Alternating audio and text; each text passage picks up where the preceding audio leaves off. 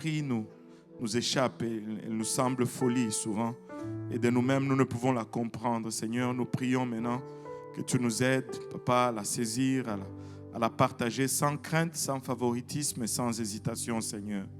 Papa, que nous puissions la recevoir, qu'elle puisse trouver une place dans nos cœurs où elle va germer, produire de fruits dignes de repentance et que ce fruit nous conduise jusque dans la vie éternelle. Et au nom précieux du Seigneur Jésus, nous prions ainsi avec action de grâce dans les cœurs. Nous disons tous au nom de Jésus. Alléluia. Et vous pouvez vous asseoir. Merci Seigneur. Alléluia.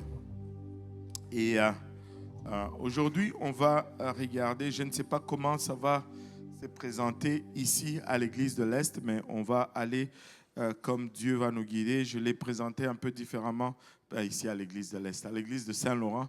Et à l'église de l'Est, ça a été présenté un peu différemment. Mais je me sens dirigé de le faire un peu différemment aujourd'hui. Ça fait peut-être 1 semaine et demie ou 2 semaines, non, plus que ça, 3 semaines que le Seigneur m'a mis à cœur d'aller dans la parole regardant certains points, juste pour établir certaines choses dans la parole de Dieu. Et surtout alors que nous sommes encore ce que je considère en début d'année. Et nous voulons juste être équipés. Amen. Maintenant, nous, comme chrétiens du 21e siècle,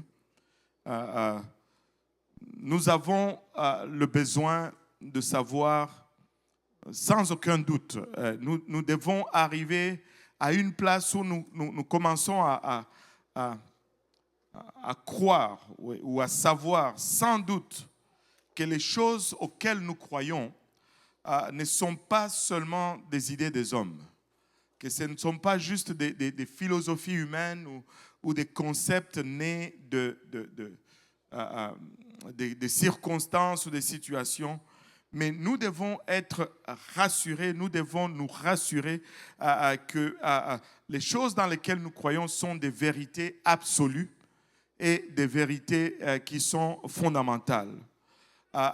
Nous devons nous assurer que nos doctrines sont vraiment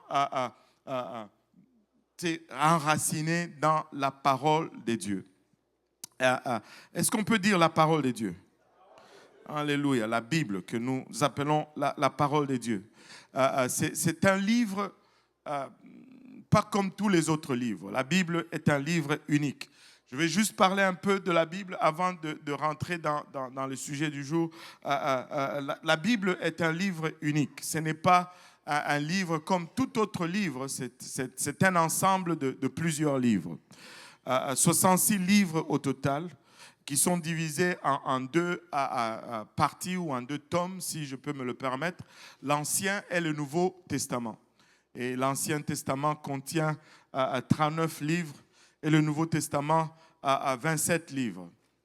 Et cet ensemble de 66 livres a été écrit sur une période de temps de 2000 ans. 2000 ans d'écriture entre le premier écrivain et le dernier écrivain. C'est 2000 ans qui séparent à ce personnage. De Genèse jusqu'à Apocalypse.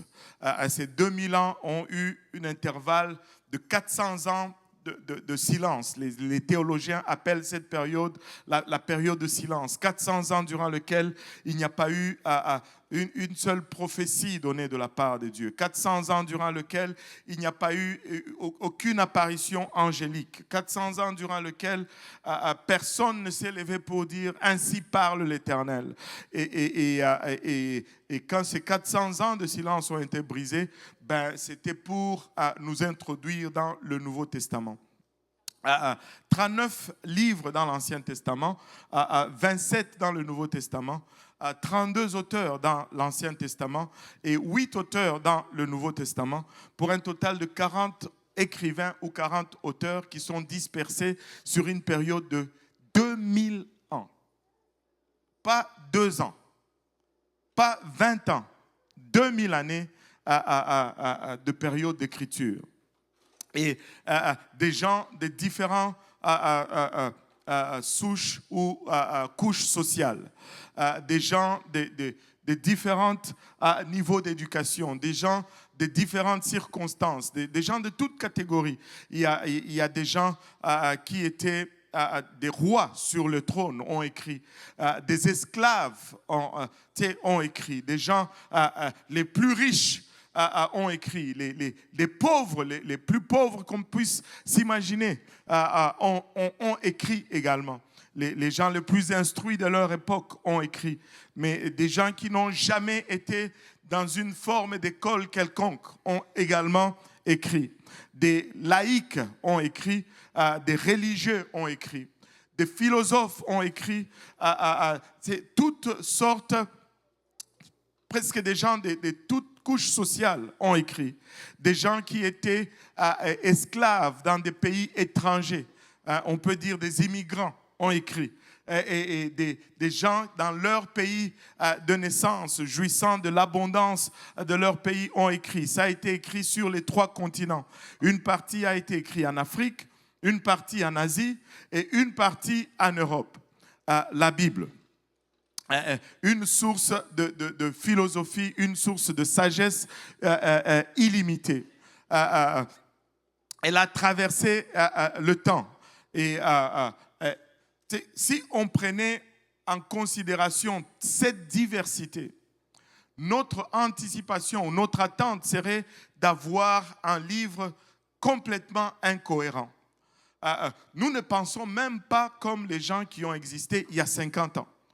Aujourd'hui, la génération d'aujourd'hui, c'est TikTok, c'est Instagram. Et quand tu penses à communiquer avec quelqu'un, il y a déjà un décalage entre les générations qui coexistent aujourd'hui. On m'accuse beaucoup de ne pas répondre aux messages textes. Je ne suis pas très texto. Je suis de la vieille génération. Écrire, c'est laborieux pour moi. Et si tu dois être réduit à 2 doigts, c'est encore 2 fois plus laborieux. Et donc, on est déjà à peine 30 ans en arrière, ce n'est plus pareil. On aurait anticipé une cacophonie d'écriture.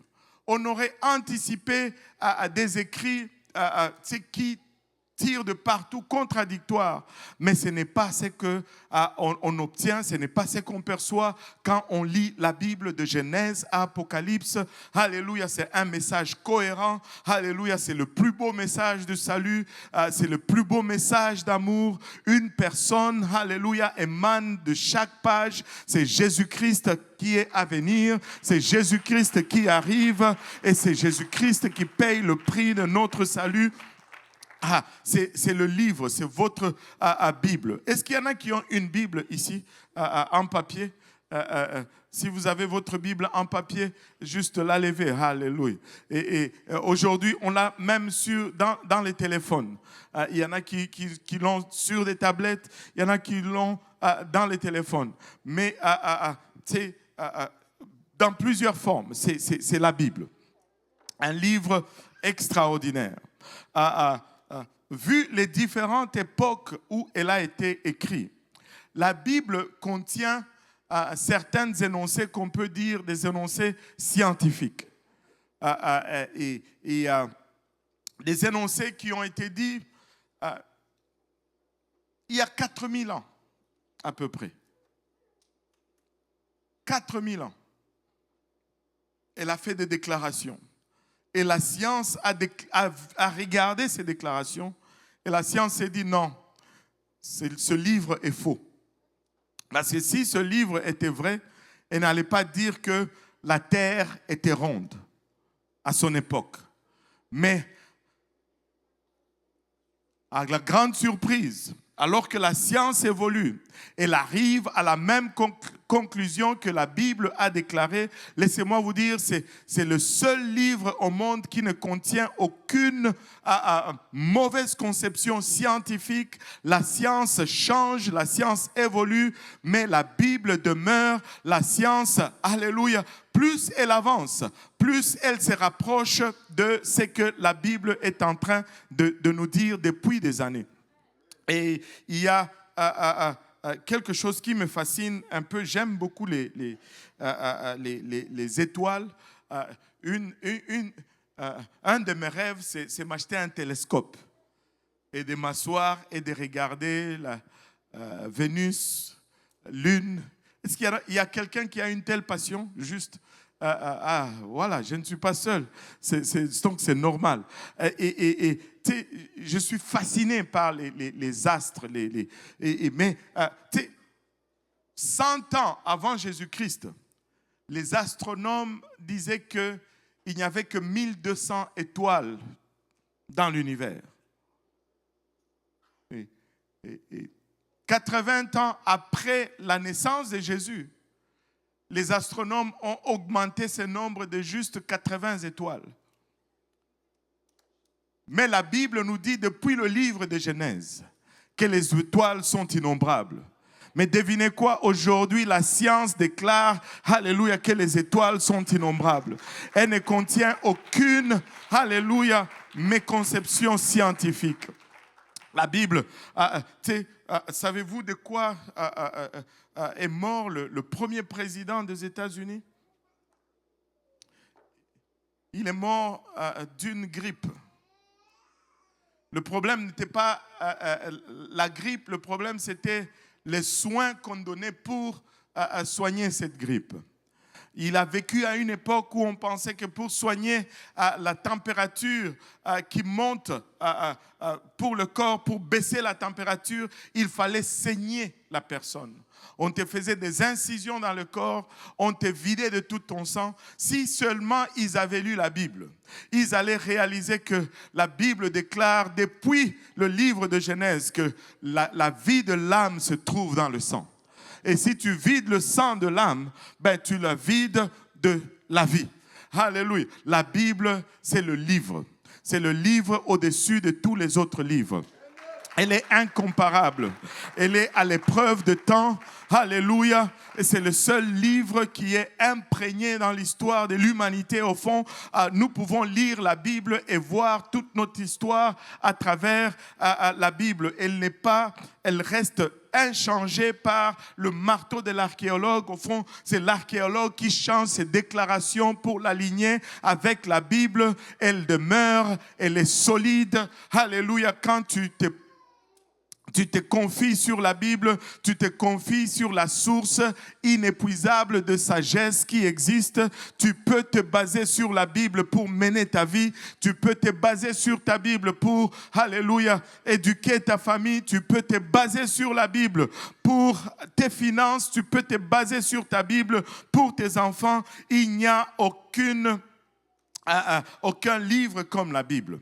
Mais elle a été attaquée. C'est le livre le plus attaqué de toute l'histoire de l'Écriture. Toute l'histoire de l'Écriture. Et elle est toujours remise en question. On n'est pas sûr de l'auteur.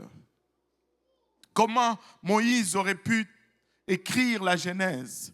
Et comment Jean aurait-il pu écrire Apocalypse, le livre d'Ésaïe? D'ailleurs, il n'y a même pas de manuscrit. Savez-vous que la Bible, c'est le seul livre au monde à avoir le plus de manuscrits, alléluia, qui confirment ce qu'elle contient. Et on retrouve les manuscrits bibliques sur les 3 continents. Sur les 3 continents. Il n'y a pas aucun livre. Savez-vous, je pense que c'est, comment il s'appelle? Shakespeare. Est-ce qu'il y en a qui ont lu Shakespeare ici? Moi, je n'ai jamais lu Shakespeare. Il y en a qui ont lu Shakespeare. Savez-vous qu'il n'y a rien dans l'histoire qui puisse attribuer les écrits de Shakespeare à Shakespeare? On s'est juste mis d'accord et puis bon, voilà. Et personne ne remet cela en doute. Mais quand tu parles de Matthieu, on te dit, qui te dit que Matthieu a écrit Matthieu? Si Shakespeare a écrit Shakespeare, enfin, je ne sais même pas comment ça s'appelle. Ça s'appelle Shakespeare? Roméo et Juliette? Ok, bon. On a plus de manuscrits pour confirmer l'écriture et les écrivains de la Bible qu'aucun livre qui existe dans l'histoire de l'humanité. Laissez-moi vous dire, la Bible, elle est unique et vous pouvez faire confiance à la Bible. Elle est à l'épreuve du temps, elle est à l'épreuve de tout assaut pour la détruire. Et tu veux fonder ta vie sur la parole de Dieu. Et là, il y a une critique qui monte souvent et qui dit ceci. Oui, on peut peut-être dire qu'elle a été, que c'est un livre divin, écrit par Dieu. Mais depuis qu'elle a été donnée, n'est-ce pas qu'elle a été altérée? Oui, elle a été donnée par Dieu, mais elle n'est plus ce qu'elle était. Laissez-moi vous dire aujourd'hui, c'est qu'elle est encore ce qu'elle était. La Bible reste ce qu'elle était. Dieu a fait de sorte que, imaginez-vous un peu, écrit sur 3 différents continents, ayant des manuscrits sur les 3 différents continents. Si on falsifiait la Bible, on devrait faire le tour des 3 continents pour falsifier tous les manuscrits, parce que ça ne prend qu'une comparaison du manuscrit et du livre qu'on a pour voir si ça a été falsifié ou pas. Alléluia. Non seulement elle a été donnée par Dieu, mais elle a été préservée. Tu peux faire confiance dans la Bible, c'est la parole de Dieu. Nous ne fondons pas nos croyances sur des philosophies humaines, nous fondons nos croyances sur la parole de Dieu. Éphésiens chapitre 2, verset 20 nous dit, vous avez été édifiés sur les fondements des apôtres et des prophètes, Jésus-Christ lui-même étant la pierre angulaire. Jésus-Christ lui-même étant la pierre angulaire. Notre fondement doit être sur la parole de Dieu. Une des raisons que je vais apporter à votre attention aujourd'hui, pourquoi absolument nous devons être fondés sur la parole de Dieu, se trouve dans le livre d'Ésaïe, Ésaïe 40, le 8e verset nous dit ceci. Ésaïe 40, verset 8 nous dit, l'herbe sèche, la fleur tombe, mais la parole de notre Dieu subsiste éternellement. Cette parole ne passera pas. Les mœurs vont changer, mais la Bible va demeurer. Les sociétés, les cultures vont passer. La Bible va demeurer. C'est pourquoi, au lieu de bâtir sur quoi que ce soit, bâtissons sur la parole de Dieu. Ayons la parole de Dieu comme fondement ou fondation. Alléluia. Si nous voulons demeurer éternellement, nous devons nous assurer de bâtir sur la parole de Dieu. Tout ce que l'homme fait va passer. Toute organisation passera. Alléluia. Toute personne passera. Mais seulement ce qui s'accroche à ce qui est éternel demeurera éternellement. Tout finit par perdre son pouvoir. Les gouvernements passeront, les royaumes passeront, mais la parole de Dieu subsistera. Alléluia. Nous n'allons pas être libéral ou conservateur ou NPD. Nous allons être juste, alléluia, ceux de la parole de Dieu. Parce que toutes ces choses vont passer, mais la parole de Dieu va demeurer. Tout va perdre son pouvoir. Alléluia. Mais la parole de Dieu va demeurer. Alléluia. Elle doit être celle qui nous éclaire. La parole de Dieu nous dit dans le psaume 119, verset 105, ta parole est une lampe à mes pieds et une lumière sur mon sentier. Ta parole est une lampe à mes pieds et une lumière sur mon sentier. Un principe fondamental. Je ne veux pas jouer à cela ici. J'ai joué à cela il y a 2 semaines probablement à l'église de l'Est. J'ai demandé à ce qu'on éteigne, mais les lumières ici, quand on éteint, ça prend 5 minutes avant de rallumer. Donc, il faut juste, on va user d'imagination. Amen. Ta parole est une lampe à mes pieds. Imaginez-vous un peu, bon, comme moi je suis du Congo, je vais m'en prendre à mon Congo natal et que tous les Congolais disent Amen. Alléluia. Tu sais, au Congo, il y a souvent des coupures d'électricité. Et tu vas te promener souvent dans des quartiers et tu vois des gens qui se promènent dans la rue là, avec une torche. Des fois, ils prennent leur téléphone et ils marchent pour voir où ils sont en train d'aller. Amen. Et c'est, la parole de Dieu est comparée à une lampe à mes pieds. Imagine-toi dans un pays, il fait sombre et tu as une torche. Et toi, tu veux aller là, mettons là chez toi, mais tu es ici. Certes, la lumière de la lampe n'éclaire pas jusque chez toi, parce que c'est très loin. Mais ça éclaire toutefois là où se trouvent tes pieds. Il dit la parole de Dieu. Vous avez sorti mon verset. Vous êtes vraiment, vous voulez le dimanche de Ramos, c'est pas sérieux. Gardez la parole, pardon. Amen. Alléluia. Ta parole est une lampe à mes pieds. Et lorsqu'elle est une lampe à mes pieds, c'est juste là. Mais pour qu'elle soit une lumière sur mon sentier, quand elle est une lampe à mes pieds, j'ai besoin d'avancer là où elle a éclairé.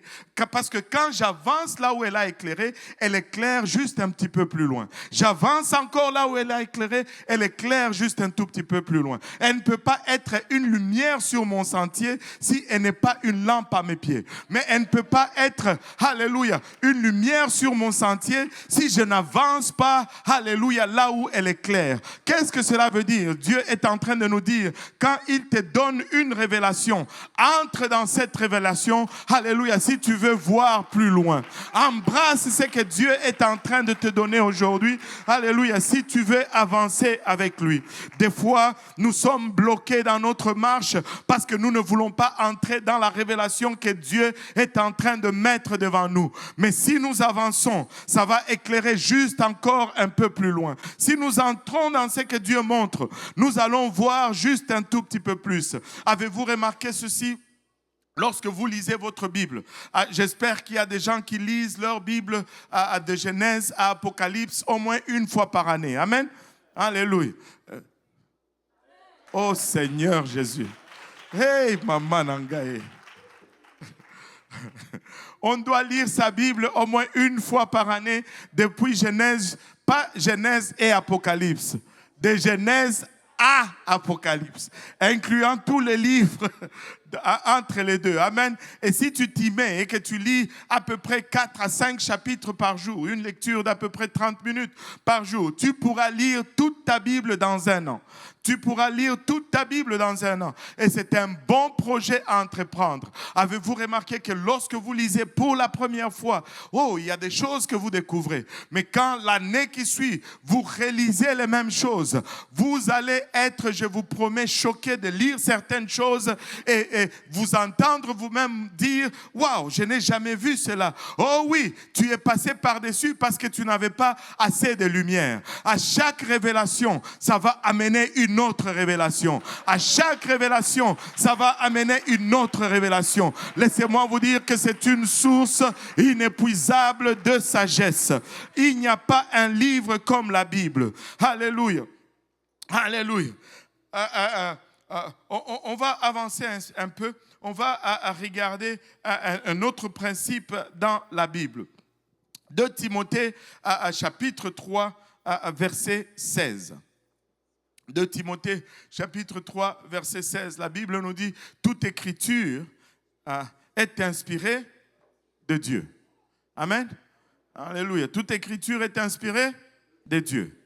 Pour convaincre, pour corriger, pour instruire dans la justice. Donne-moi le verset 17, tant qu'à faire, afin que l'homme de Dieu, verset 17, afin que l'homme de Dieu soit accompli et propre à toute bonne œuvre. Toute écriture. Combien d'écritures? Combien d'écritures? Toute écriture. C'est-à-dire toute la Bible. Amen. Toute écriture est inspirée de Dieu. J'ai eu une question une fois, c'était une maman un peu avancée en âge.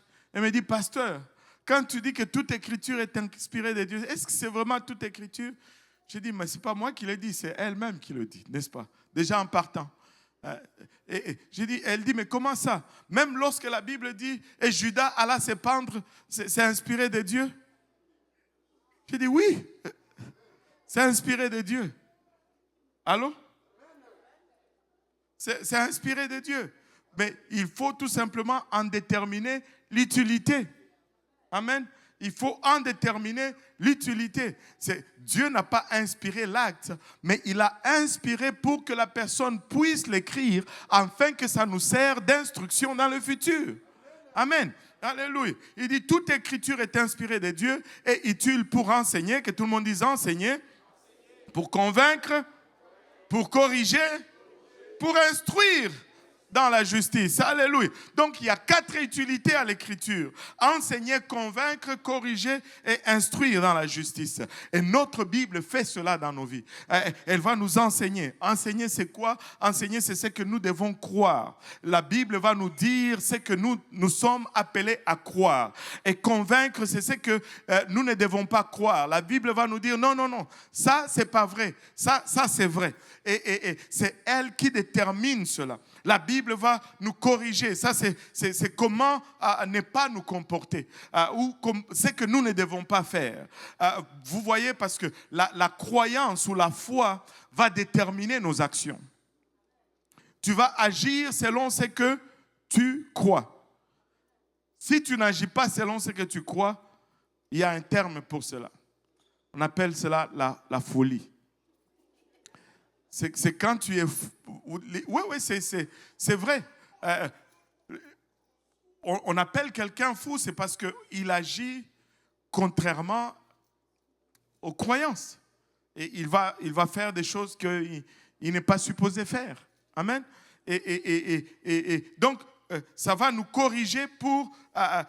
c'est ce que nous ne devons pas faire ou comment nous ne devons pas nous comporter. Et instruire, c'est comment nous devons nous comporter. Donc, nous devons croire et nous ne devons pas croire pour que nous puissions faire et que nous ne fassions pas certaines choses. Alléluia. Et donc, toute écriture est utile. Mais il faut savoir comment l'utiliser. Ne faites pas comme cet homme. Ça, c'est une vieille histoire, mais je vais la raconter encore. Et ne faites pas comme cet homme qui se disait qu'il aime tellement la Bible. Mais la Bible, il est sûr que c'est la parole de Dieu. Mais c'est tellement large qu'il ne veut pas lire tout. Lui, tout ce qu'il fait, c'est qu'il prie. Il se lève le matin, il ferme les yeux, il ouvre la Bible au hasard et il met son doigt. Là où ça tombe, c'est ce qui va être son inspiration pour le jour et c'est ce qu'il va faire. Il prie, il ferme les yeux, il ouvre la Bible, il met son doigt, il ouvre les yeux, il regarde, ça dit, et Judas alla se pendre. Là, il devait faire cela. Il dit, peut-être que je n'ai pas prié assez. Il prie, il ferme les yeux, non, on va recommencer. Il ferme les yeux, il prie, et il ouvre la Bible, il met son doigt, il ouvre les yeux, ça dit, ce que tu dois faire, fais-le promptement. On ne peut pas utiliser la Bible comme ça. Amen. Et on ne peut pas utiliser la Bible comme ça. On doit déterminer l'utilité des Écritures et les appliquer de la bonne façon. Amen. Maintenant, un des sujets principaux de la Bible, c'est la révélation du seul et unique vrai Dieu. Et je voudrais juste prendre un moment pour vous parler du seul et unique vrai Dieu. Vous savez, nous pouvons nous fier sur la Bible pour savoir qui nous adorons. Nous pouvons nous fier sur la Bible pour savoir c'est quoi l'identité, quelle est l'identité de Dieu. Un des versets clés dans la parole de Dieu se trouve dans le livre de Deutéronome. Et nous lisons ce verset à chaque fois qu'il y a dédicace de bébé.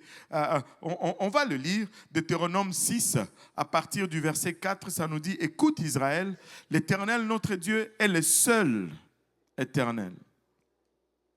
Continue en disant, tu aimeras l'Éternel ton Dieu de tout ton cœur, de toute ton âme et de toute ta force. Et ces commandements que je te donne aujourd'hui seront dans ton cœur. Tu les inculqueras à tes enfants. Et tu en parleras quand tu seras dans ta maison, quand tu iras en voyage, quand tu te coucheras et quand tu te lèveras. Tu les liras comme un signe sur tes mains et ils seront comme des frontaux entre tes yeux. Tu les écriras sur les poteaux de ta maison et sur tes portes. Vous savez, Deutéronome 6,4 est appelé le schéma. Les Juifs appellent ce verset schéma. C'est le verset le plus important pour le peuple juif. C'est la partie la plus importante de leur prière quotidienne. Ils vont répéter le schéma tous les jours, au moins le matin et le soir. Et il leur est recommandé de le faire tous les jours. Il leur est recommandé d'enseigner cela à leurs enfants. Tu les inculqueras à tes enfants.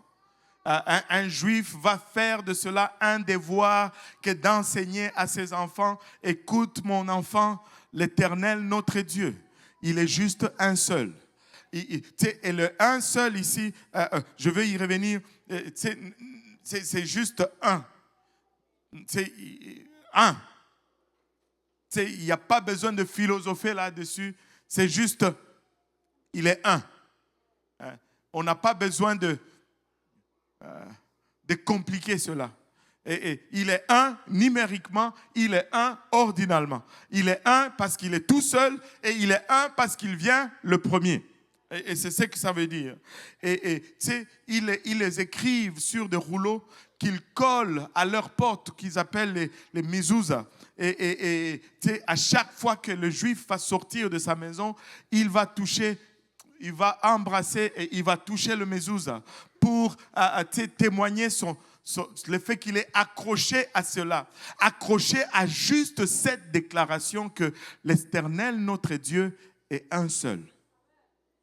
Ce n'est pas Dieu est grand, non, juste Dieu est un seul, c'est tellement important que mes enfants doivent le savoir, que je dois mettre cela dans mon cœur tous les jours, je dois le réciter matin et je dois le redire le soir, et c'est même les paroles que les Juifs veulent dire comme dernière parole avant sa mort, s'il est capable avant de mourir, il va dire l'Éternel notre Dieu, Shema Israël Elohim, Adonai Elohim, Adonai Eha. Il va essayer de le dire. Pardonnez la qualité de mon hébreu. Je sais que ce n'est pas le meilleur hébreu, mais bon, voilà, c'est ça. Alléluia. Et il va réciter cela même avant sa mort. L'Éternel, notre Dieu, est le seul éternel. Permettez-moi de vous dire que c'est important. Pour que ça prenne toute cette place, c'est parce que c'est important. Amen. Comme je l'ai dit, Shema Israël, Adonai Elohim, Adonai Echad, ils ont remplacé le Adonai ici, a pris la place de YHWH, le nom, ou Yahweh, qu'on traduit dans le langage courant comme Yahweh ou Jéhovah. Et comme ils ne voulaient pas prononcer le nom de Dieu en vain, ils l'ont remplacé par Adonai ou des fois ils vont dire Shema, des fois ils vont dire le nom. Echad, c'est l'hébreu pour un, qui signifie tout simplement un, unique, seul. C'est comme des fois tu es tout seul chez toi, tu es juste là, toi-même. Pas un d'association, mais un numérique, un ordinal. Dieu n'est pas un Dieu d'association, il est un tout comme toi, tu es juste une seule personne. Amen. Et ça, c'est cette révélation d'un seul Dieu est la révélation la plus puissante dans les Écritures. C'est la chose la plus puissante dans les Écritures. Alléluia. Pourquoi? C'est la révélation la plus puissante dans les Écritures. Parce que si tu réalises qu'il n'y a qu'un seul Dieu alors tu ne peux pas partager ta louange avec un autre. Si tu sais qu'il n'y a qu'un seul Dieu, quand tu es là pour adorer, tu vas l'adorer avec tout ce qu'il y a parce que tu n'as pas besoin de garder en réserve pour quelqu'un d'autre. Laissez-moi vous dire, notre Dieu est unique. Il n'a point d'égal, il n'a point de compétiteur, il est seul dans sa ligue et il mérite toute notre louange, il mérite toute notre consécration, il mérite toute notre adoration. Alléluia. Quand tu l'adores, tu peux l'adorer avec tout. Quand tu les loues, tu peux les louer avec tout. Parce que tu n'as pas besoin de garder un peu pour quelqu'un d'autre. Wow! Oh, imaginez un peu ceci. Mais quand tu l'invoques, il n'y a pas de confusion en qui tu... Oh, il n'y a pas un autre. Quand tu pries vers lui, il n'y a pas de peur que ta prière... Oh Seigneur, je me rappelle parler à un trinitaire il y a longtemps, me dit, waouh, merci pour la révélation de l'unicité. Parce qu'avant, quand je priais, des fois je priais au Père, je prie au Père, et puis je me dis, mais le Fils va être jaloux. Il faut que j'en mette un peu pour le Fils. Je prie le Fils. Oh, là, j'ai oublié le Saint-Esprit. Le Saint-Esprit. Et avant que je ne finisse, Seigneur Jésus, il est le seul. Il n'y a qu'un seul trône. Alléluia. Tu peux tout lui donner. Alléluia. Tu peux tout lui donner. Et au Seigneur Jésus, la question a été posée. Quel est le plus grand des commandements, de tous les commandements? Il a regardé dans l'Ancien Testament, il a pointé le même. Regardez Matthieu 12, versets 29 et 30. Jésus répondit, voici le premier. Alléluia, le premier de tous les commandements. Écoute Israël, le Seigneur notre Dieu est l'unique Seigneur. Oh, écoute Saint-Laurent, le Seigneur notre Dieu est le seul Dieu. Ouchata, tu veux être fondé sur la parole, tu dois arriver à cette compréhension que notre Dieu est le seul et l'unique Dieu. Alléluia. Et tu aimeras le Seigneur ton Dieu de tout ton cœur, de toute ton âme, de toute ta pensée et de toute ta force. Et tu peux le faire avec tout, parce que tu n'as pas besoin de réserver un peu pour un autre. Maintenant, si cela est vrai, on peut se questionner là-dessus. Quand on observe notre société, on peut se questionner si cela est vrai. Alors pourquoi nous entendons beaucoup parler de la Trinité? Savez-vous qu'on parle plus de la Trinité que de l'unicité? Allô? Hey, unicitaire, vous devez vous mettre à la page. Hein? Vous devez accélérer un peu là. Oh Seigneur Jésus. Pourquoi est-ce qu'on parle? Pourquoi autant de groupes chrétiens qui se déclarent trinitaires? Et pourquoi même la distinction entre la Trinité et l'unicité? Pourquoi est-ce que c'est important? Est-ce que c'est même important? Pourquoi est-ce qu'on doit insister là-dessus? Et pour comprendre cela, il faudra probablement remonter jusqu'à la toute première partie de l'Ancien Testament, parce que c'est là où la lutte a commencé. Et c'est là où la révélation de Dieu a commencé à être attaquée. L'empire babylonien a été fondé par Nimrod. La Bible ne nous donne pas beaucoup de détails sur Nimrod, mais selon Genèse 10, son nom est devenu synonyme de rébellion. Il est dit de lui que c'était un vaillant chasseur. Mais chasseur, là, ce n'est pas un chasseur de sangliers ou de chevreuils. Non. C'est parce qu'il était tellement contre Dieu qu'il a gagné ce titre. Il était très enclin à la violence et il est mort et selon l'histoire, sa femme s'appelait Sémiramis, il est mort et selon l'histoire, que les Babyloniens racontent, il se serait réincarné dans le fils que sa femme portait.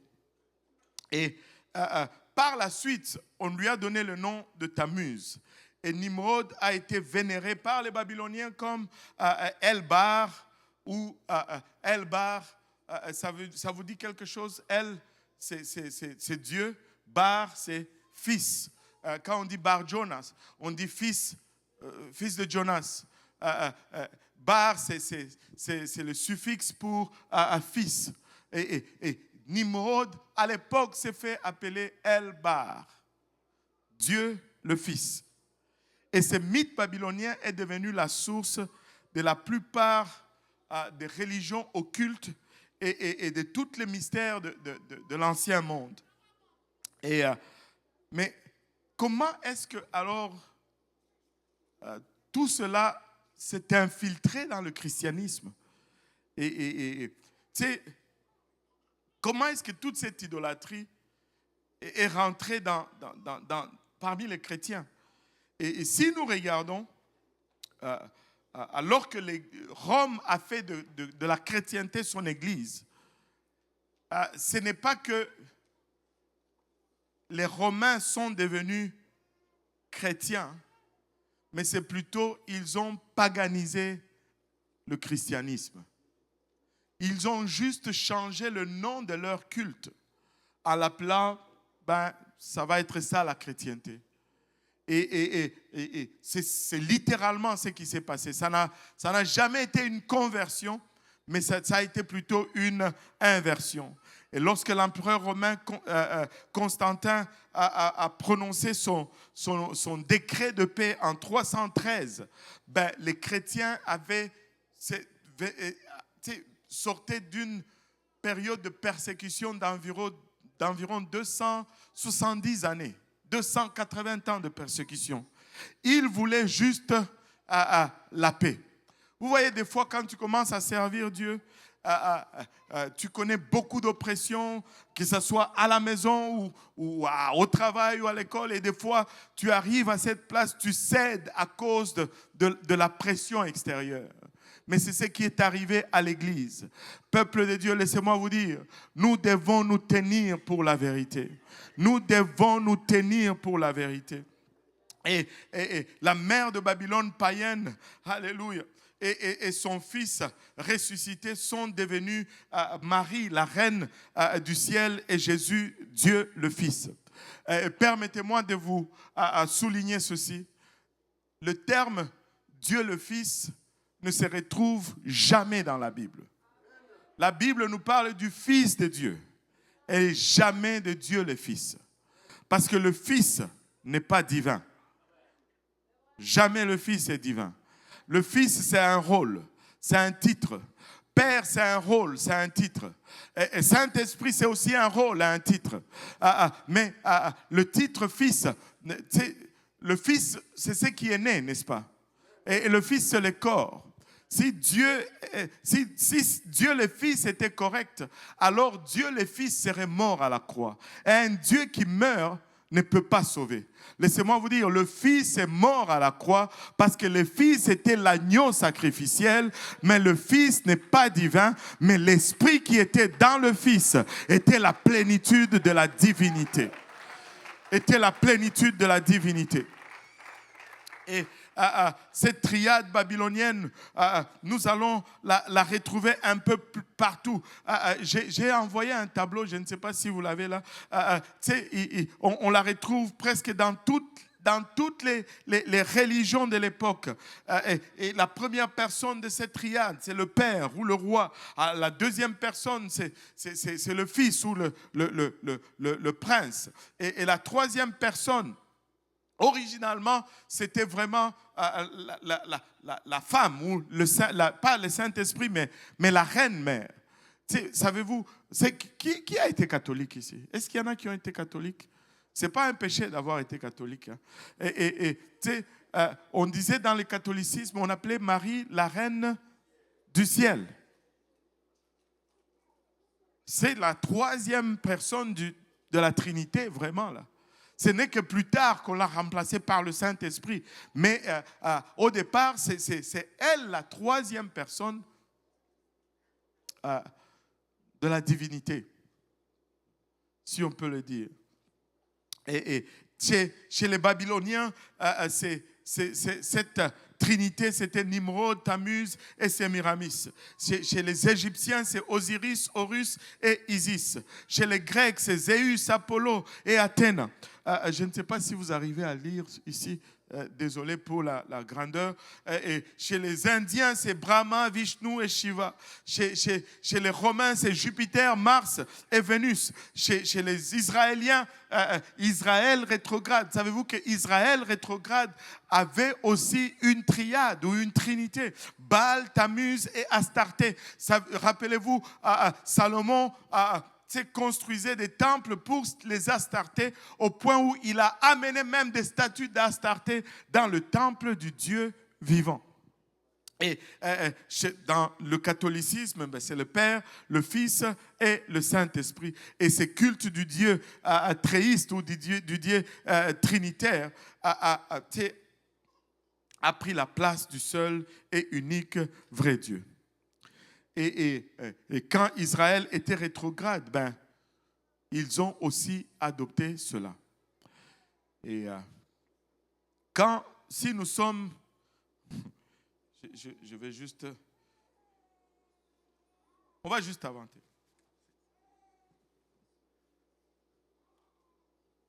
Le vrai problème,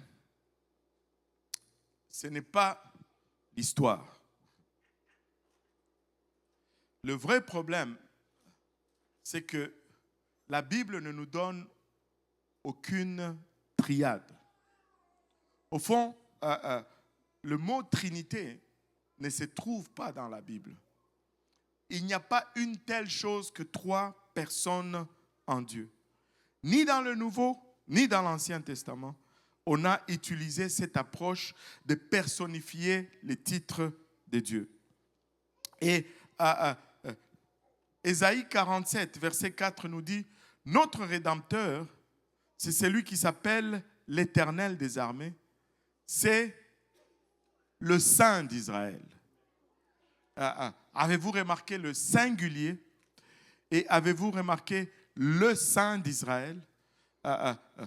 Il est le Saint d'Israël. Et tu sais, David a parlé aussi du Seigneur de façon prophétique, lorsqu'il dit dans le psaume 16, 10, « Car tu ne livreras pas mon âme au séjour de mort, tu ne permettras pas que ton bien-aimé ou ton saint voie la corruption. » Et il n'y a qu'un seul saint d'Israël. Il n'y en a pas 2, il n'y en a pas 3, il n'y en a qu'un seul. Et tu sais, en grandissant catholique, le jour où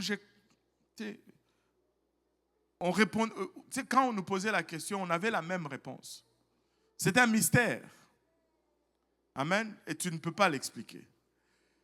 Jusqu'au jour où j'ai lu Romains chapitre 1, à partir du verset 18. Certes, je ne l'ai pas dans les slides. Mes slides sont différents, mais ce n'est pas grave. Je ne l'ai pas dans les slides, mais donne-moi Romains 1, 18. Il dit, la colère de Dieu se révèle du ciel contre toute impiété et toute injustice des hommes qui retiennent injustement la vérité captive. Vous voyez, c'est pourquoi il est très important de vivre honnêtement devant Dieu. Il est très important de mener une vie sainte et droite devant Dieu. Parce que nos déviations vont souvent nous pousser à étouffer la vérité. Allô?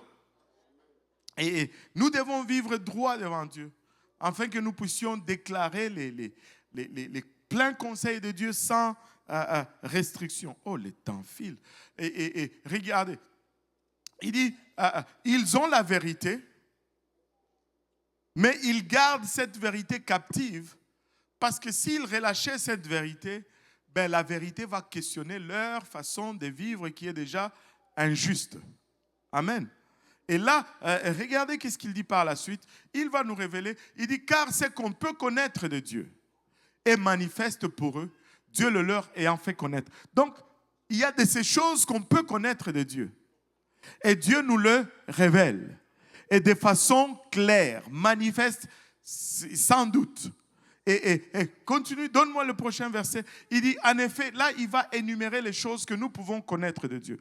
En effet, les perfections invisibles de Dieu. Nous pouvons connaître les perfections invisibles de Dieu. Dieu est parfait. Et nous pouvons... Bon, je vais d'abord tout lire. Il dit, les perfections invisibles de Dieu, sa puissance éternelle, sa divinité se voit comme à l'œil depuis la création du monde quand on les considère dans ses ouvrages. Ils sont donc inexcusables. En d'autres termes, mon ami, tu n'auras pas d'excuse à ne pas connaître Dieu. Tu ne pourras pas te tenir devant le trône de Dieu et dire « Bon, moi je ne le savais pas, c'est parce qu'on m'avait enseigné comme ça à l'église catholique. » Dieu dit, lorsque tu sors de l'église catholique et que tu regardes la création qu'il a fait, tu peux déduire sa nature. C'est ce que ça veut dire, ces choses... Non, reviens là où on était. Depuis la création du monde, et sa divinité se voit comme à l'œil depuis la création du monde quand on les considère dans ses ouvrages. En d'autres termes, quand on voit ce que Dieu a fait, on peut déduire qui Dieu est. Quand on voit ce que Dieu a fait, on peut déduire sa puissance éternelle. Quand on voit ce que Dieu a créé, on peut déduire sa perfection, ses perfections invisibles.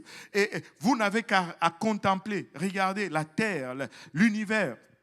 C'est phénoménal. Savez-vous que la terre est positionnée juste à la place parfaite et la lune juste à la distance parfaite de la terre. De sorte que si cette distance était moindrement plus petite, la lune tomberait sur la terre. Si cette distance était moindrement plus grande, la lune se lancerait dans le monde, dans l'univers et se serait perdue.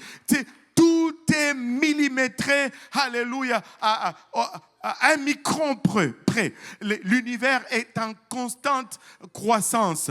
Et de toutes parts, avec une vitesse constante. Si ça grandissait un peu plus vite, ça va s'écrouler. Et si ça grandissait un peu plus lentement, ça va s'effouérer. Je n'ai pas d'autre mot pour cela. Ça va s'écrouler vers l'intérieur, on va dire. Ça va s'effouérer. C'est ce qu'on dit ici chez nous au Québec.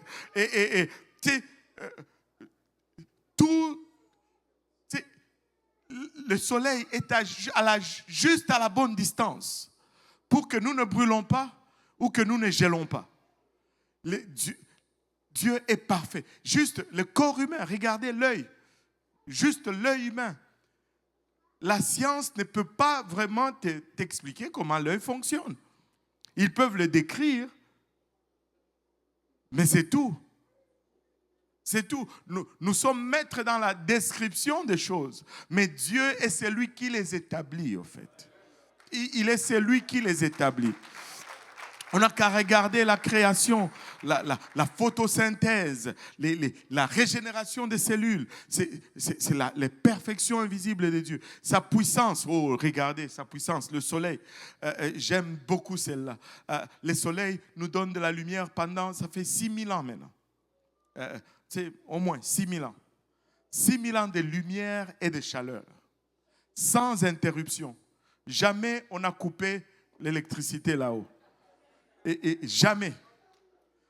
Demain, quand vous allez vous réveiller, vous n'allez même pas vous poser la question parce que vous êtes tellement sûr que ça va être là. Allô? Si nous décidions de faire un petit feu ici pour éclairer et chauffer cette bâtisse, combien de bois devons-nous faire rentrer ici? Juste pour chauffer pendant un mois, on aura brûlé des quantités et des quantités. Mais qui met le bois là-haut pour que ça continue pendant 6000 ans à la quantité que ça donne? C'est qui met le bois là-haut? Waouh! Un étudiant en chimie intelligent, il m'a dit une fois, mais pasteur, ce sont des réactions chimiques. J'ai été aussi un peu à l'école et je sais que même les réactions chimiques consomment les éléments. Amen. C'est quand tu mélanges des éléments pour faire une réaction chimique, après la réaction chimique s'arrête parce que les éléments sont consommés. Mais qui amène les éléments là-haut depuis 6000 ans pour qu'on ait autant de chaleur? Et c'est la puissance de Dieu. Et, Seigneur Jésus. Et il dit sa divinité. Nous pouvons comprendre sa divinité. Sa divinité est claire lorsqu'on voit dans la création. Et l'image de Dieu dans la création, c'est l'homme. Toi et moi. Alléluia. Autant que je suis corps, âme et esprit, je suis juste une seule personne. Une seule personne. Tu ne peux pas diviser mon corps de mon âme, ni séparer mon esprit de mon âme. Je suis juste une seule personne. J'ai des titres. Je suis père, je suis fils, je suis époux, mais une seule personne. Allô? Mais si vous appelez Kaosi, vous lui demandez son nom. Enfin, si vous appelez le père, vous lui demandez son nom, il va dire Dieudonné Kaosi. Si vous appelez le fils, vous lui demandez son nom, il va vous dire Dieudonné Kaosi. Si vous appelez j'allais dire le Saint-Esprit, mais l'époux, vous lui demandez son nom, il va dire Dieudonné Kaosi. Même si je mourais un jour, kapoum, je meurs, et vous m'amenez chez Magnus Poirier, et là, les gens de Saint-Laurent vont venir visiter l'exposition pendant 2 jours. Oh, le pasteur est mort, le pasteur est mort. Vous allez regarder le corps dans le cercueil. Vous allez l'appeler comment? Dieudonné Kaosi. Et j'espère mon âme, par la grâce de Dieu, j'espère que mon âme arrive là-haut et qu'il est accueilli par Saint-Pierre. Comme et quand Saint-Pierre ouvre la porte, il va regarder mon âme et il va dire, oh, c'est quoi ton nom? Quel nom pensez-vous que cette âme va dire? Dieudonné Kaosi. C'est le même nom. C'est le même nom. Il n'y a pas un nom, mais parce que il n'y a qu'un seul Dieu. Il n'y a qu'un seul Dieu. Alléluia. Et pendant le ministère terrestre du Seigneur, même les démons ont reconnu que c'était lui le Saint d'Israël. Regardez Marc 1, 23, 24. Il se trouva dans leur synagogue un homme qui avait un esprit impur et qui s'écria, qu'y a-t-il entre nous et toi, Jésus de Nazareth? Tu es venu pour nous perdre. Je sais que tu es le Saint de Dieu. Et Paul nous permet de savoir que Jésus, le Jésus que nous servons aujourd'hui, c'est le même Dieu qui a créé tout ce qui existe. Quand vous allez vers Jésus-Christ, vous allez vers le Dieu qui a créé tout ce qu'il y a dans l'existence. Regardez Colossiens 1, verset 14. Il dit, en qui nous avons la rédemption, en qui le Seigneur Jésus-Christ, nous avons la rédemption, la rémission des péchés. Il est l'image du Dieu invisible, le premier-né de toute la création. Car en lui ont été créées toutes les choses qui sont dans les cieux et sur la terre, les visibles et les invisibles, trône, dignité, domination. Tout a été créé par lui et pour lui. Tout a été créé par lui et pour lui. Il est avant toute chose et toute chose subsiste en lui. Il est la tête du corps de l'Église. Il est le commencement, le premier-né d'entre les morts, en fait d'être en tout le premier. Car Dieu a voulu que toute plénitude habita en lui. Toute plénitude de quoi? Laissez-moi vous dire. Il nous le dit un peu plus loin dans le Colossiens chapitre 2 verset 9. Car en lui habite corporellement toute la plénitude de la divinité. Toute plénitude de Dieu habite en Jésus-Christ. Tu peux aller vers Jésus-Christ avec assurance parce qu'en lui habite toute Tout ce que tu cherches de Dieu se trouve en Jésus-Christ. Il n'y a rien ailleurs. Alléluia. Jésus-Christ n'est pas un tiers Dieu, n'est pas un demi-Dieu. Il est à 100% divin et à 100% humain. Alléluia. Et quand, alléluia, la Bible l'appelle notre Sauveur. Alléluia. Emmanuel. Vous savez, qu'est-ce que ce nom signifie? Emmanuel.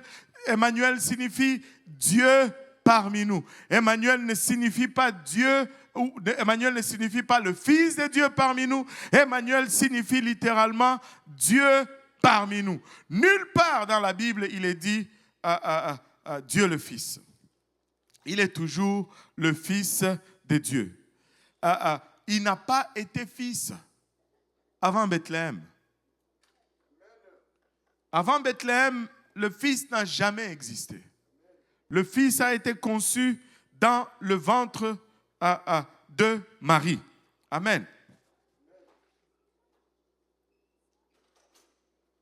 Nous ne disons pas Dieu le Père, Dieu le Fils et Dieu le Saint-Esprit.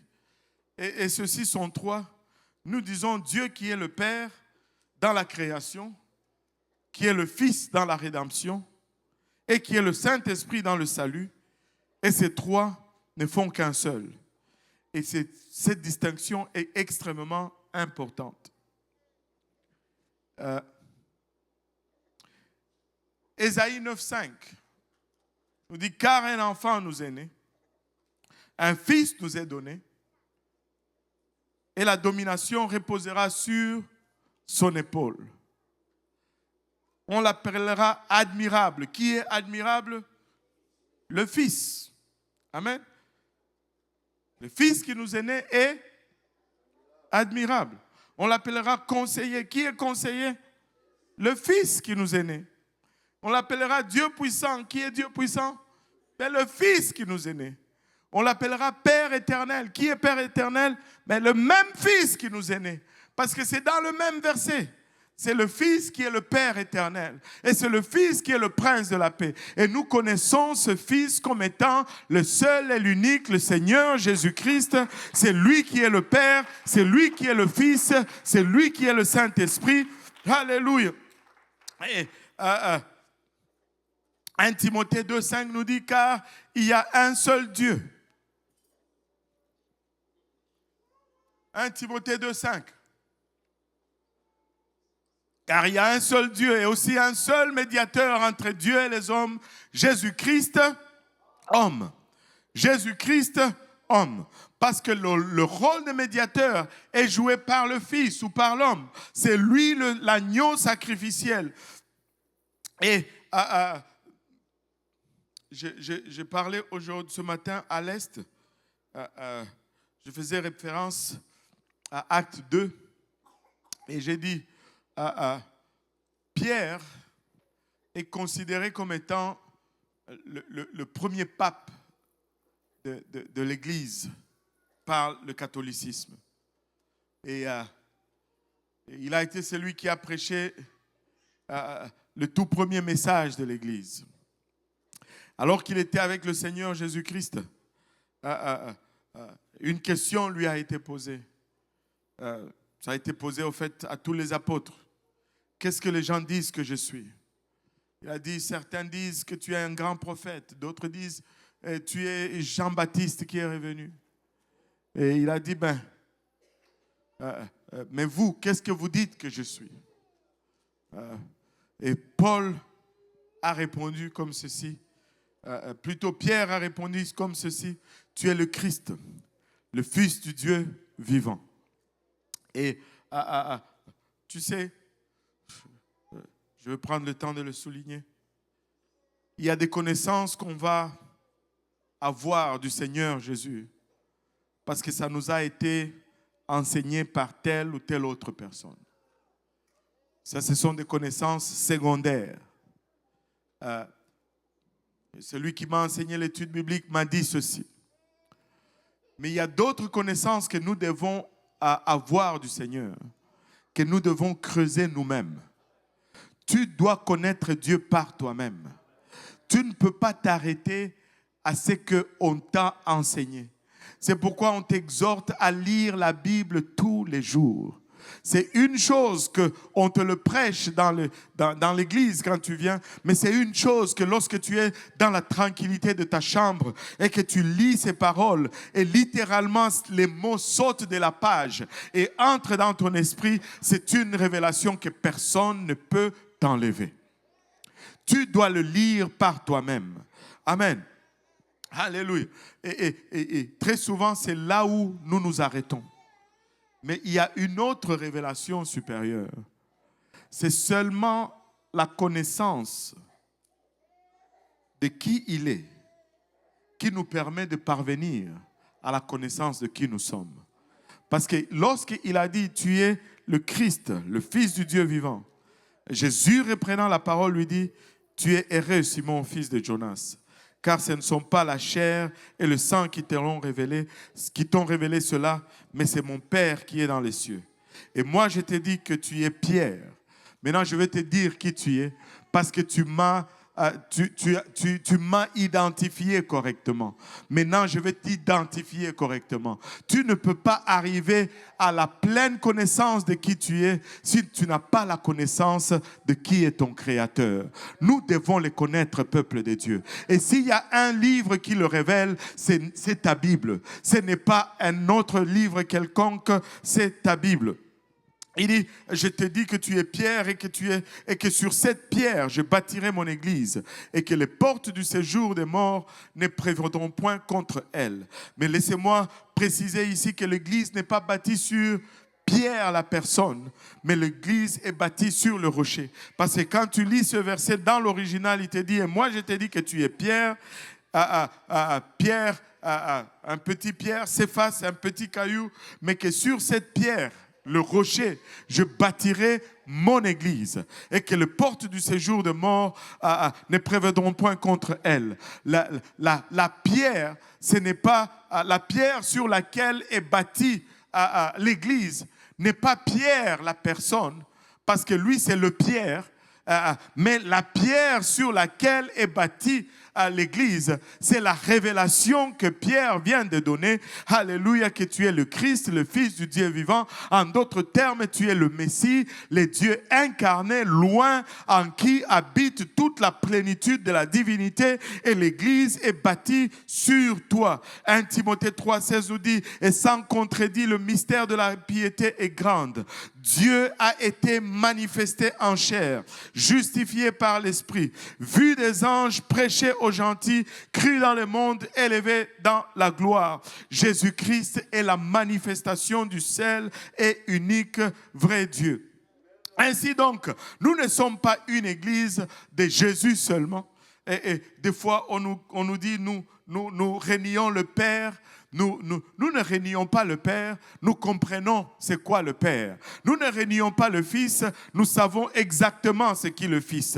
Nous avons le Père, le Fils et le Saint-Esprit. Alléluia, mais nous les avons dans les bons termes. Alléluia. Nous ne sommes pas une église de Jésus seul, mais nous sommes une église du nom de Jésus. Alléluia. Nous ne nions pas le Père, nous ne nions pas le Saint-Esprit, nous comprenons que Dieu est un seul. Alléluia. La Bible nous enseigne qu'il n'y a qu'un seul trône et lui seul est assis sur ce trône dans le ciel. Il n'y a qu'un seul trône et tu ne trouveras qu'un seul Jésus assis sur ce trône. Regardez Ésaïe 45, verset 22-23. Ésaïe 45, verset 22-23 nous dit « Tournez-vous vers moi et vous serez sauvés, vous tous qui êtes aux extrémités de la terre. Car je suis Dieu et il n'y en a point d'autre. Je le jure par moi-même, la vérité sort de ma bouche et ma parole ne sera point révoquée. Pour tout genou fléchira devant moi et toute langue jurera par moi. Je suis Dieu, il n'y en a point d'autre. Tout genou fléchira devant moi et toute langue va confesser ou jurer par moi. Et on devait aller 600 ans plus tard pour entendre Paul écrire aux Philippiens et déclarer ceci. C'est pourquoi Philippiens 2, 9 à 11. Il dit, c'est pourquoi aussi Dieu l'a souverainement élevé et lui a donné le nom qui est au-dessus de tout nom, afin qu'au nom de Jésus, tout genou fléchisse dans les cieux, sur la terre et sous la terre, et que toute langue confesse que Jésus-Christ est Seigneur, à la gloire de Dieu le Père. Si ces deux passages vont être exacts, alors Jésus est le Dieu de l'Ancien Testament. Nous n'avons qu'un seul Dieu. Nous n'avons qu'un seul Dieu. Nous n'avons qu'un seul Dieu. Alléluia. Et maintenant, tu peux me regarder en train de transpirer parce que je suis en train de transpirer là. Tu peux me regarder et dire, mais vraiment, où est le problème? Pourquoi tu es si agité avec cela? Hein? Je suis agité un peu. Hein? Oui? Vous pouvez dire la vérité, c'est correct. Je suis un peu agité. Alléluia. À chaque fois que je parle du seul et unique Dieu, je ne peux pas me contenir. Je commence à être excité, enthousiasmé. Alléluia. Mais où est le problème? N'est-ce pas que plusieurs soi-disant trinitaires professent aussi qu'ils croient en un seul Dieu? Ils vont dire qu'ils croient en un seul Dieu. C'est seulement, il y a 3 personnes. Mais où est le problème? Pourquoi en faire un si grand problème? Est-ce que c'est vraiment la peine qu'on se divise là-dessus? Ne sommes-nous pas tout simplement en train de nous battre sur quelque chose de sémantique? Y a-t-il vraiment une différence? Vous savez, le problème c'est que cette fausse doctrine de la Trinité a accompagné dans l'histoire de l'Église une autre fausse doctrine, qui est la fausse doctrine de la formule du baptême. Et la question vraiment cruciale qu'on devrait se poser bibliquement, c'est que en qui avez-vous été baptisé ou en quel nom avez-vous été baptisé? C'est du temps qu'on croit dans la Trinité, on peut facilement acheter la formule trinitaire du baptême. Mais quand on arrive à la compréhension qu'il n'y a qu'un seul et unique vrai Dieu, on commence à se demander, mais alors pourquoi est-ce qu'on va baptiser au nom du Père et du Fils et du Saint-Esprit? Pourquoi ne pas utiliser juste le nom qui a été... Au fond, donnez-moi un peu Matthieu 28, 19. Je vais m'écarter un peu de toutes les façons. Mon temps est consommé. Il dit, à l'effet de toutes les nations des disciples, le baptisant au nom du Père, du Fils et du Saint-Esprit. Tu veux dire, voilà, pasteur. C'est la Trinité en plein dans la Bible. Bon, oui, c'est là. Toute la vérité, en plein face. Mais comme un dicton qui dit, la meilleure façon de cacher un arbre, c'est juste de la mettre devant une forêt. Amen. Regardez avec moi. À l'effet de toutes les nations des disciples, les baptisant comment? Au nom. Le nom est au singulier ou au pluriel? Vous êtes sûr? Mets-moi un peu la version en anglais, parce que des fois les Français, les Français c'est compliqué. Ils vont ajouter des lettres là où il n'y en a pas besoin. Ils vont avoir des lettres qu'ils ne prononcent pas. Tu te demandes pourquoi ils les ont mis. Go ye therefore and teach all nations, baptizing them in the name. Singulier aussi. As-tu une Bible en créole? Non, je blague. Mais vous pouvez, reviens en français, pardon, on ne veut pas être puni par la loi 101. Vous pouvez aller dans toutes les langues, vous allez trouver que c'est au nom singulier. Maintenant, ça nous met juste en face d'un petit problème ici, ou bien c'est mal écrit, ou bien c'est mal compris. Mais on ne peut pas avoir les deux. Mais permettez-moi de vous dire que ce n'est pas mal écrit parce qu'on retrouve la même forme dans toutes les Bibles. je vais faire un exercice ici. Bon, ok. Messieurs, c'est quoi ton nom? Ednerve Luc. Bon. Luc, c'est le nom ou le prénom?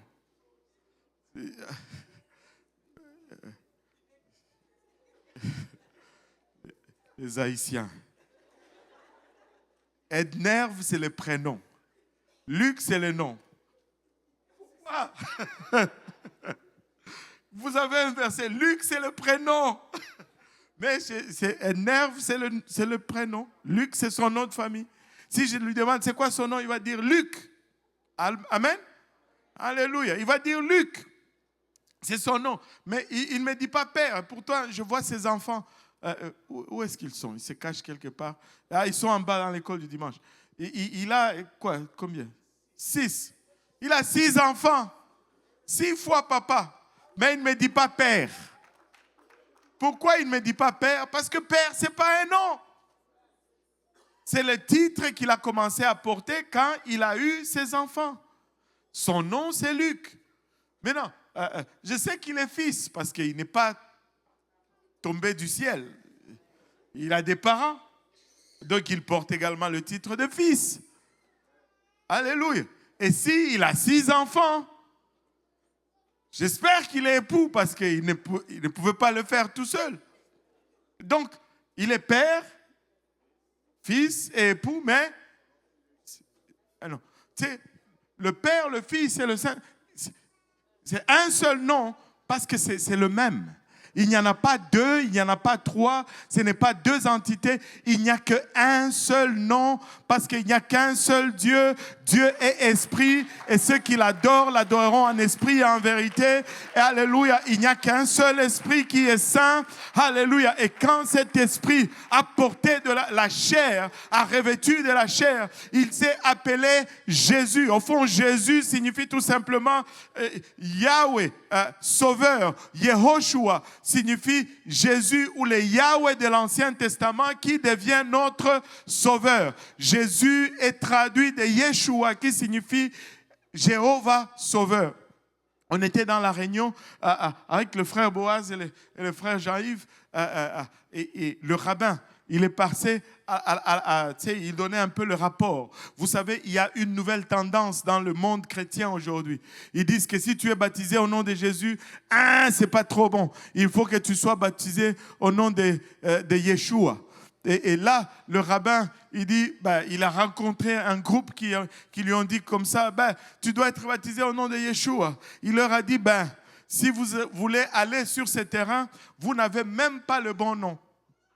Parce que ce n'est pas Yeshua, c'est la traduction araméique de Yahashua. Parce que son nom en hébreu, ce n'est pas Yeshua, c'est Yahoshua. Et Yahoshua, traduit en araméen, te donne Yeshua. Et les noms que vous utilisez, ce n'est même pas en hébreu, c'est en araméen. Quand il a dit cela, on s'est regardé avec le frère Chevis, on s'est dit, on ne sait même plus si on est sauvé, si on n'est pas sauvé. C'est ça. Laissez-moi vous dire, alléluia. Et la Bible, dans les épîtres, il est écrit Jesus en grec. Tu peux être baptisé au nom de Jésus. Le nom de Jésus lave le péché. Le nom de Jésus. Je ne veux pas. Je ne veux pas en disant Jean n'est plus Jean parce que John. Quelle confusion. John, Jean, c'est la même personne. Si j'appelle Jean, s'il vous plaît, alléluia. Un seul nom, le nom de Jésus. Et c'est le nom qui lave de tout péché. C'est le nom, alléluia, qui sauve. Et quand on est dans la confusion que Père, Fils et Saint-Esprit, ce sont deux personnes, mais on est ramené à la réalité parce qu'il n'y a qu'un seul nom. Maintenant, si j'avais de l'argent, et que, bon, oh Seigneur Jésus, je ne vais donner de l'argent à personne, ça c'est juste un exemple. Si j'avais de l'argent, ça veut dire que je n'en ai pas. Amen. Si j'avais de l'argent et que j'ai regardé la sœur Mon Désir ici, et Et je lui disais, mon désir, veux-tu prendre cet argent, va dans mon Congo natal, dans ma ville de Lubumbashi, et achète une maison pour mon père. Elle, dans sa précipitation, vous savez, elle est toujours en train de courir. Elle prend l'argent, elle part. Mais une fois arrivée là-bas, elle va être prise avec un dilemme. Elle doit devoir acheter des unités et me rappeler pour me demander, oh, finalement, pasteur, tu as oublié de me dire quelque chose. Et quelle va être sa question? C'est quoi le nom de ton père? Parce que tu ne peux pas acheter cette maison si tu n'as pas le nom. Et si je lui répondais, dis seulement père, ça va aller. Et cette maison ne va jamais nous appartenir. Des fois, nous errons ça et là sans jamais avoir appartenu à Jésus-Christ. Si nous allons lui appartenir, nous avons besoin du nom. Nous avons besoin du nom.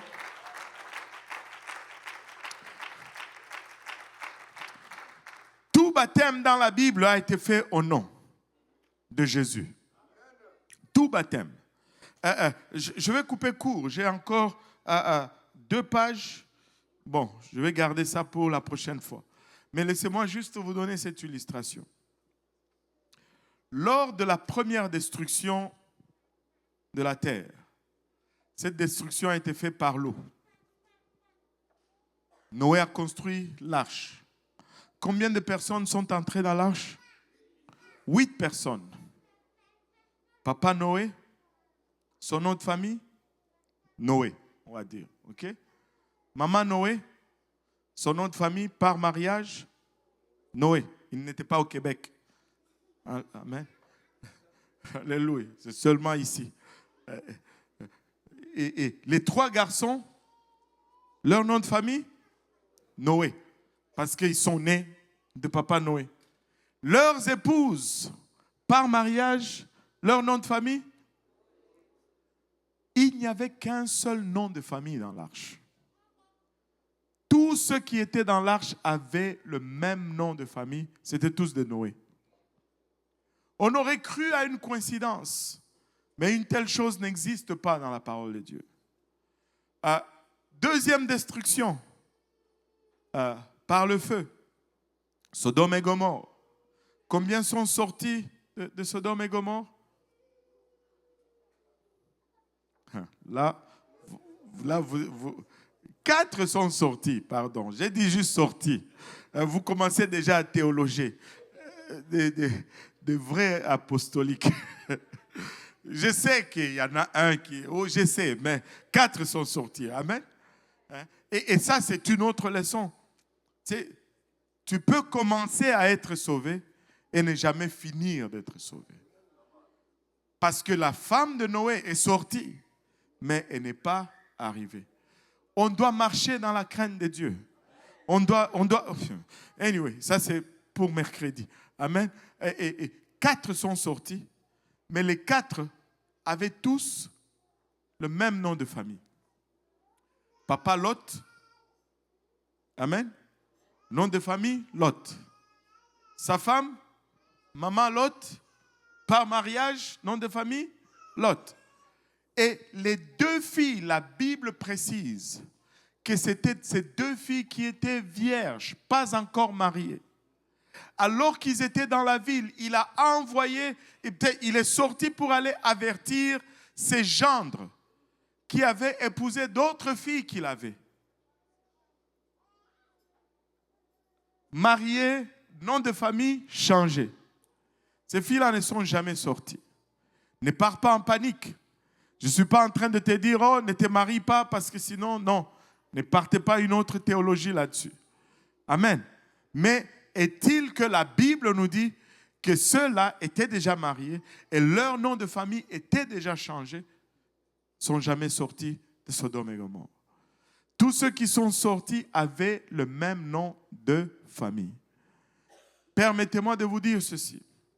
Au son de la trompette, au signal de l'archange, tous ceux qui vont monter vont avoir le même nom de famille. Il n'y aura que de Jésus dans l'enlèvement. Et S'il y aura une seule famille. Le 22 novembre 1998, j'étais assis à côté de ce poteau-là. Et il y avait un prédicateur à ma place. C'était le pasteur Graham ce jour-là. Il a prêché un simple message. Et ce jour-là, c'était la première fois pour moi de ressentir la présence de Dieu et de l'identifier comme étant la présence de Dieu. Et quand ils ont dit, s'il y a quelqu'un qui veut se faire baptiser, laissez-moi vous dire, mon bras est allé en l'air, mais je pense que mon cerveau n'avait pas enregistré que mon bras était levé. Et avant que je ne réalise, j'étais déjà dans cette vestiaire-là avec une robe verte. C'est la même robe verte depuis, je vous dis. Et avant que je réalise où j'étais en train de descendre ces escaliers et on m'a baptisé au nom de Jésus pour le pardon de mes péchés. Depuis ces jours-là, peut-être que mon nom auprès de l'état civil, c'est Dieudonné Kaosi, mais mon nom auprès de l'état spirituel, là-haut, c'est Dieudonné Kaosi Jésus. Parce que j'ai pris un nom de famille. J'ai été adopté. Et tu dois prendre le nom de famille. Tu dois revêtir le nom de famille. Tu dis, les autres étaient mariés. Je te donne l'opportunité d'épouser Jésus-Christ aujourd'hui et de prendre son nom. Si on peut s'élever tous ensemble. Éphésiens 4, versets 4 à 6 nous dit, il y a un seul corps, un seul esprit, comme aussi vous avez été appelés à une seule espérance par votre vocation. Il y a un seul Seigneur, une seule foi, un seul baptême, un seul Dieu et Père de tous, qui est au-dessus de tous et parmi tous et en tous. Alléluia. Et la Bible, en une place, nous dit que le Fils est en nous. À une autre place, nous dit que le Saint-Esprit est en nous. Et dans cet endroit, il nous dit que le Père est en nous. Avons-nous trois qui cohabitent en nous? Non, non, non. Ce sont juste les titres qu'il porte. Mais c'est le seul et unique vrai Dieu. Alléluia. Qui est au-dessus de tous, parmi nous tous et qui est en nous tous, si nous l'avons reçu lorsque nous avons cru. Et si vous êtes là aujourd'hui que vous n'avez pas encore revêtu le nom de Jésus-Christ, il n'y a pas de message plus important que celui-ci. Je dois revêtir le nom du Seigneur Jésus-Christ. Je dois faire partir de sa famille. Alléluia. Je veux nous inviter à venir en avant, à gauche, les hommes, les dames à droite. On va prendre un temps et parler au Seigneur. Mais si vous n'avez pas encore reçu le Saint-Esprit, vous pouvez le recevoir également aujourd'hui parce que la présence de Dieu est en ces lieux. Et le Saint-Esprit est pour vous tous. Et pour nous tous. Et quand tu reçois le Saint-Esprit, tu vas parler en d'autres langues comme l'Esprit va te donner de t'exprimer. Mais ce don est disponible pour nous tous. Ce don, alléluia, a été préparé pour nous tous. Tu peux le recevoir aujourd'hui. Tu peux revêtir de son nom précieux dans les eaux du baptême aujourd'hui. Hiramaya Kotaraya.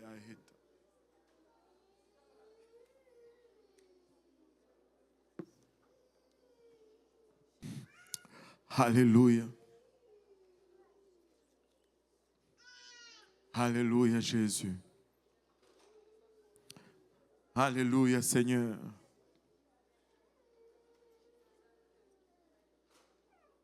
Alléluia, Seigneur. On va faire un peu différemment aujourd'hui. Si on peut juste tous ensemble fermer nos yeux, baisser nos têtes. Nous allons juste prendre un moment pour nous repentir. Vous savez, la repentance est essentielle, la repentance est clé. On peut sentir déjà l'Esprit de Dieu travailler sur certaines personnes, mais avançons vers lui de la bonne façon en commençant par la repentance. Amen. La repentance n'est pas juste une confession, mais c'est une prise de décision. Je vais prier à haute voix et Si tu es là pour la première fois, peut-être tu ne sais pas comment te repentir. Tu peux juste répéter avec moi, mais ne fais pas juste répéter, mais approprie-toi de ces paroles. Et tu peux le ressortir à ta façon, mais on va juste se repentir ensemble. Alors que nous avons nos têtes baissées, nos yeux fermés, parlons, Seigneur, pour un moment. Seigneur, nous te sommes infiniment reconnaissants, Papa, de ton amour, de ta bonté, de ta fidélité, Seigneur.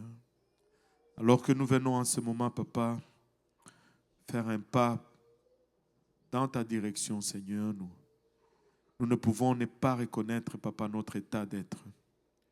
Nous sommes pécheurs, nous avons hérité de cette nature pécheresse de nos pères, Seigneur, qui l'ont hérité de leur père, et ainsi de suite, Papa, jusque dans le jardin d'Éden. Mais nous venons humblement, Papa, demander pardon devant toi pour nos manquements, nos écarts, nos doutes, Papa, nos hésitations, nos incrédulités. Papa, notre têtutesse de foi, nous venons sincèrement te demander pardon. Papa, pardonne nos péchés, Seigneur. Pardonne-moi, Papa, de toute souillure de la chair, de l'âme et de l'esprit. Seigneur, pardonne-nous tous ensemble de toutes ces souillures alors que nous avançons vers toi, Seigneur. Lave-nous aujourd'hui et accepte-nous, Seigneur. Nous ne savons aucun autre, nous ne connaissons aucun autre vers qui nous tourner en ce moment, Seigneur, si ce n'est toi. Souviens-toi de nous dans ta grâce, Papa. Souviens-toi de nous dans ta bonté, Seigneur. Regarde-nous au travers de ton sang, Seigneur, et aie pitié de nous, Papa. Et restaure-nous dans ta présence encore une fois. Au nom de Jésus. Au nom de Jésus. Au nom de Jésus. Alléluia. Alléluia. Si tu veux parler encore au Seigneur pour quelques moments, parle à ton Dieu. Il a bachata. Sa présence est en ce lieu. Il veut toucher, il veut restaurer.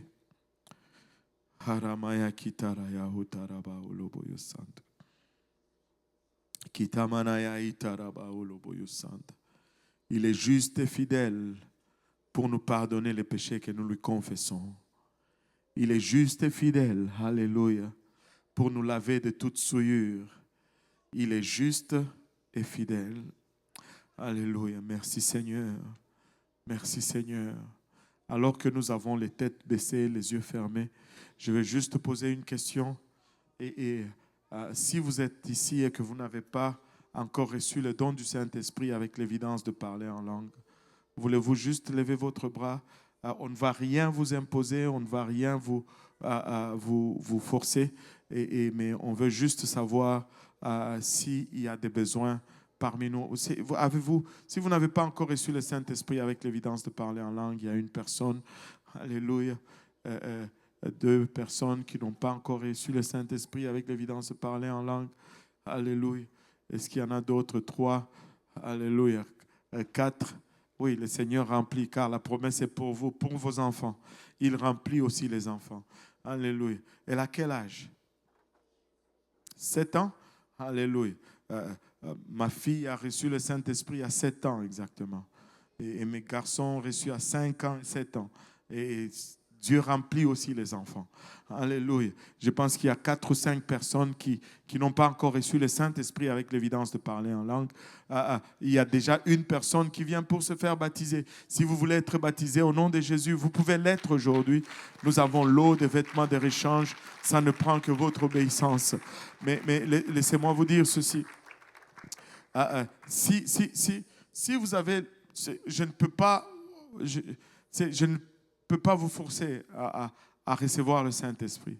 Mais si vous avez levé le bras et que vous voulez le recevoir, Je vais vous demander de lever le bras maintenant, mais afin qu'on voit que les gens viennent prier avec vous. Si vous voulez le recevoir, il y a une personne qui veut le recevoir ici. Si on peut avoir quelques sœurs qui vont prier avec elle et quelqu'un d'autre qui veut recevoir le Saint-Esprit. Dieu est en ces lieux, tu peux le recevoir. Ce n'est pas une honte. Elle aussi, elle veut le recevoir. J'aimerais les gens qui savent prier avec les enfants. Il y a une petite fille là, toute mignonne, qui veut recevoir le don du Saint-Esprit avec l'évidence de parler en langue. Et le Seigneur nous remplit. Amen. Nous sommes repentis. La repentance est la seule chose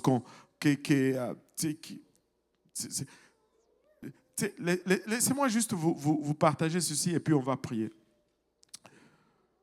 Jésus a été tué. Ça, c'était un acte humain. Ce sont des hommes qui l'ont tué, n'est-ce pas? Il a été mis dans la tombe. C'était aussi un acte humain. Ce sont des hommes qui l'ont enseveli, n'est-ce pas? Mais lorsqu'il est ressuscité, c'est Dieu qui l'a ressuscité. C'était un acte divin. La repentance est notre identification à sa mort. C'est un acte humain. Et tu dois le faire, toi, tu dois te repentir. Et le baptême d'eau, c'est un pasteur qui va te le donner. C'est un acte humain. Mais le baptême du Saint-Esprit, c'est un acte divin. C'est Dieu qui va te le donner. Je vais donner quelques instructions et puis on va prier. On ne va pas demander le Saint-Esprit. Amen. Parce que c'est un don. On va le prendre, on va le recevoir. Et tu peux me demander, mais comment est-ce que je vais le recevoir? Très simple. On va adorer Dieu. On ne va pas demander. On ne va pas prier, on va adorer Dieu. La Bible nous dit que... oh là là, les mots m'échappent. La Bible nous dit que ils se mirent à parler en d'autres langues selon que l'Esprit leur donnait de s'exprimer. Donc, on ne va pas nous parler. Nous, on va parler, mais c'est l'Esprit qui va nous donner de nous exprimer. Mais pour que nous arrêtons de réfléchir, c'est très simple. Juste donner à Dieu des alléluia. Des fois, les gens disent, mais pourquoi vous nous faites dire alléluia? Il y a deux raisons. D'abord, c'est parce que tu dois parler. Et la deuxième chose, c'est que tu ne réfléchisses pas à ce que tu vas dire. Que tu donnes tout simplement l'adoration la plus élevée à Dieu et Dieu va faire le reste. Si tu l'adores, non pas de ta tête, de ton ventre, que ton alléluia vienne de là, il va te remplir et tu vas parler en d'autres langues. Tu vas le recevoir aujourd'hui. Amen. Alléluia. On peut voir déjà la main de Dieu bouger. Alléluia. On va élever les mains. Alléluia. On élève les mains parce que c'est un signe d'abandon. Alléluia. Pas vous qui priez pour elle. Est-ce qu'il y a quelqu'un qui va venir prier? Alléluia. Gloire au nom de Jésus. Alléluia. Je vais juste compter jusqu'à 3 et puis on va donner un signal, on va donner un alléluia et on va juste continuer d'adorer. Amen. Alléluia. Par l'autorité du nom de Jésus. Alléluia.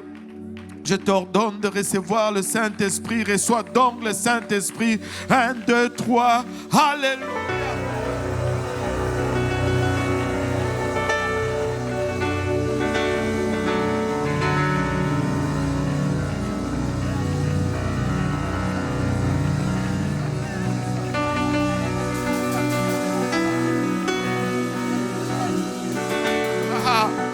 C'est ça, c'est authentique.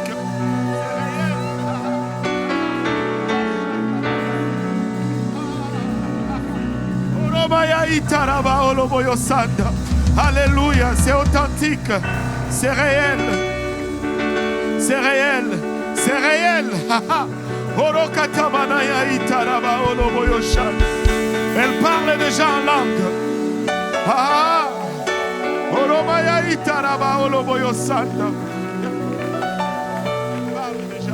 Alléluia.